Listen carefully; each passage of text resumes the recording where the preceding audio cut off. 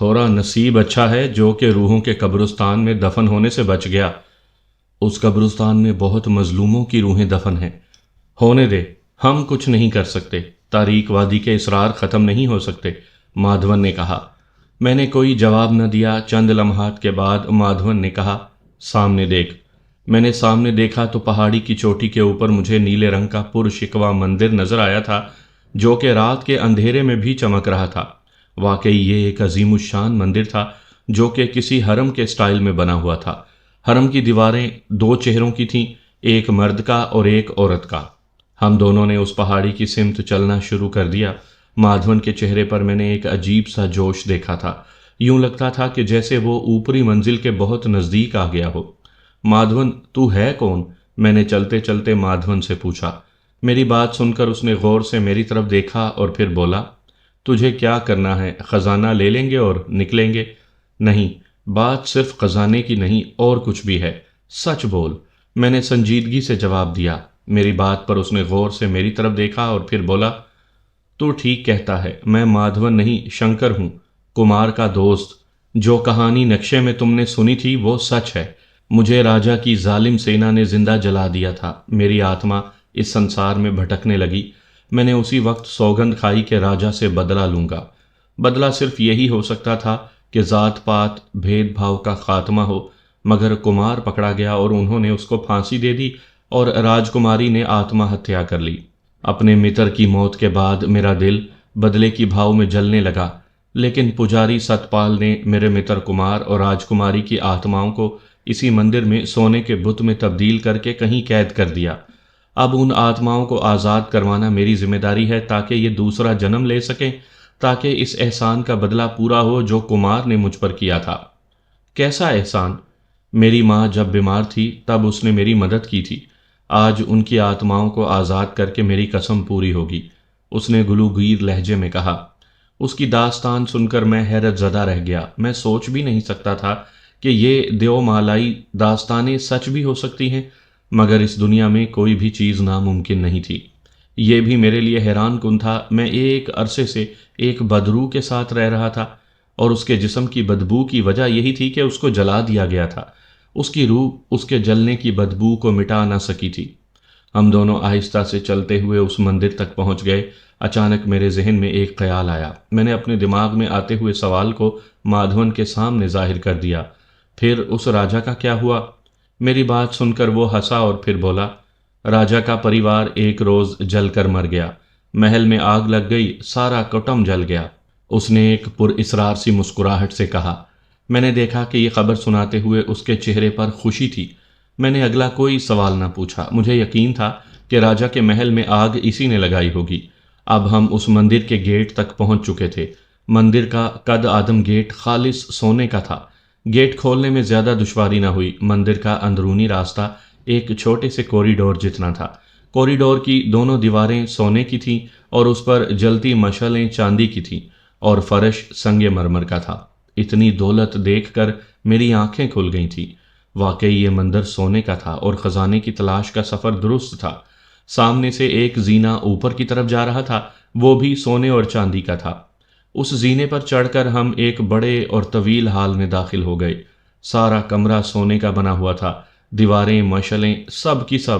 غرض اتنا سونا میں نے زندگی میں پہلی بار ہی دیکھا تھا۔ فرش پر بڑے بڑے مرتبان موجود تھے۔ ان مرتبانوں کو دیکھ کر میری آنکھیں کھل گئیں۔ ان کی تعداد کوئی 10 کے قریب تھی۔ کسی میں ہیرے، کسی میں اشرفیاں، کسی میں لال جواہر اور سکے، غرض ہر چیز موجود تھی۔ وسط میں سنگ مرمر کے چبوترے پر 2 تابوت رکھے تھے، ایک تابوت لکڑی کا تھا اور دوسرا سونے کا۔ ان تابوتوں کے بیچ میں ایک بہت ہی بڑی مشعل روشن تھی جو کہ انسانی قد جتنی تھی۔ مشعل سونے کی تھی، نیلی روشنی چاروں اطراف پھیلی ہوئی تھی۔ اس روشنی سے نکلتی ایک شعاع ان تابوتوں کو اپنے حصار میں لے رکھا تھا۔ یہ سب دیکھ کر مادھون کا جوش دیدنی تھا۔ ان تابوتوں کو دیوی کے چرنوں میں لے کر جانا ہوگا، مادھون نے کہا۔ مگر کیوں؟ ان آتماؤں کی مکتی کے لیے جو ان تابوتوں میں قید ہیں۔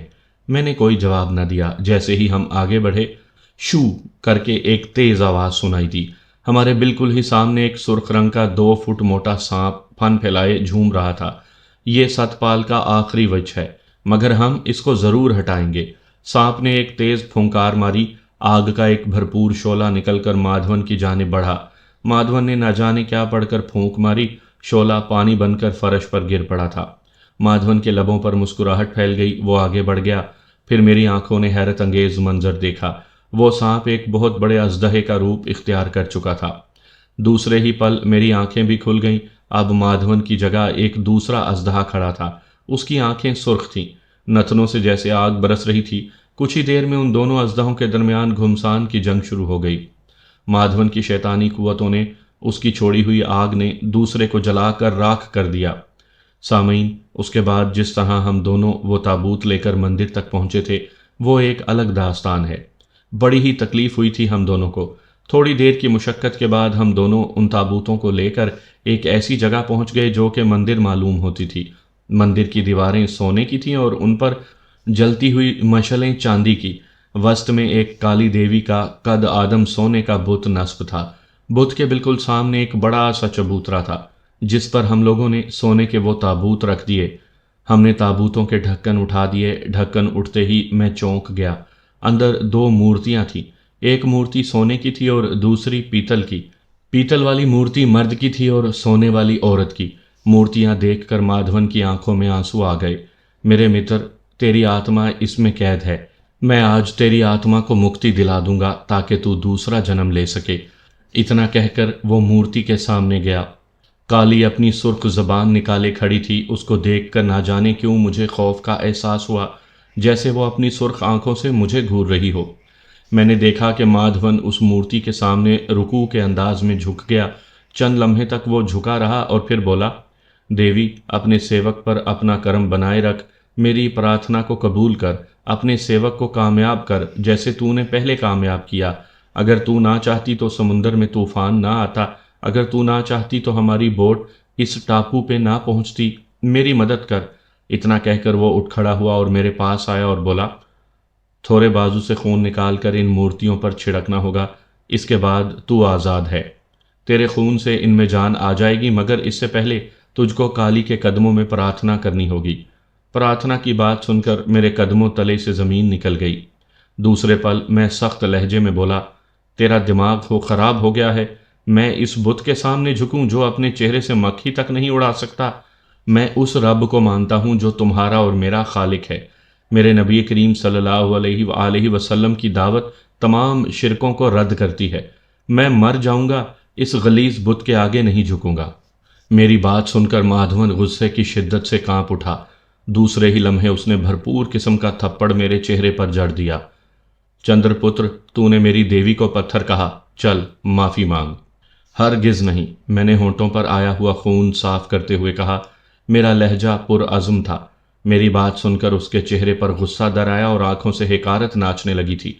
अब मैं थोड़े को जान से मारूंगा, अपने मित्र की मुक्ति के लिए, चाहे मुझे हजारों वर्ष और ही क्यों न प्रतीक्षा करनी पड़े। इतना कहकर उसने मेरा गला पकड़ लिया और मुझे जोरदार धक्का दिया। मेरा सर राजकुमारी के ताबूत से टकराया और खून की लकीर मेरे सर से बह निकली। मेरा खून राजकुमारी की मूर्ति पर जा गिरा। माधवन मेरी जानिब बढ़ा। फिर उसने एक भरपूर लात मेरे पेट पर मारी और मैं गिर पड़ा और फिर मेरे सीने पर सवार हो गया और मेरा गला दबाने लगा। मैं उसका मुकाबला कर ही नहीं पा रहा था। उसी लम्हे मेरी आंखों में आंसू आ गए।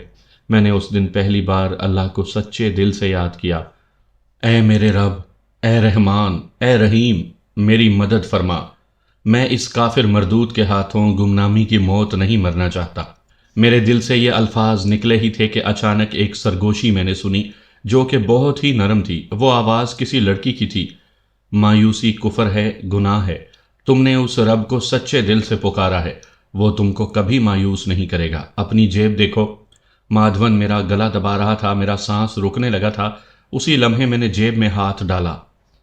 सामईन कराम, आप सुन रहे थे एक खौफनाक और डरावनी उर्दू कहानी जिसका नाम है तागूत। ये इस सिलसिले की आखिरी किस्त है। मुझे उम्मीद है आपको मेरी ये काविश पसंद आई होगी। आपने अगर अभी तक मेरा चैनल माई वॉइस सब्सक्राइब नहीं किया तो अभी मेरे चैनल को सब्सक्राइब करके बेल नोटिफिकेशन ऑन कर लीजिए ताकि आने वाली हर नई कहानी की इत्तला बर वक्त आप तक पहुंच सके। मैंने जैसे ही जेब से हाथ निकाला तो मेरी जेब से जो बाहर आया वो एक खंजर था جو کہ سفید رنگ کا تھا۔ میں نے پوری قوت سے اس خنجر کو اس کے سینے میں گھونپ دیا۔ خنجر کے پار ہوتے ہی اس کے حلق سے ایک دلخراش چیخ برآمد ہوئی تھی۔ وہ سینہ پکڑ کر پیچھے ہٹتا چلا گیا۔ اچانک میری نظر راجکماری پر پڑی۔ سونے کی مورتی انسانی شکل میں آ چکی تھی۔ راجکماری کا حسن واقعی قابل دید تھا۔ ایسی دل موہ لینے والی خوبصورتی میں نے پہلے کبھی نہیں دیکھی تھی۔ مادھون کے جسم کو آگ لگ چکی تھی۔ وہ چلاتا ہوا ادھر ادھر بھاگ رہا تھا۔ اچانک گڑ گڑاہٹ کی آواز ابھری، شاید زلزلہ آ رہا تھا۔ میں تیزی سے باہر کی جانب بھاگا۔ باہر آیا تو یہ دیکھا کہ مندر میں آگ لگ چکی ہے۔ اچانک میرے کانوں نے متعدد چیخوں کی آوازیں سنی۔ پھر میں نے مادھون کو دیکھا جو کہ بری طرح سے چلا رہا تھا۔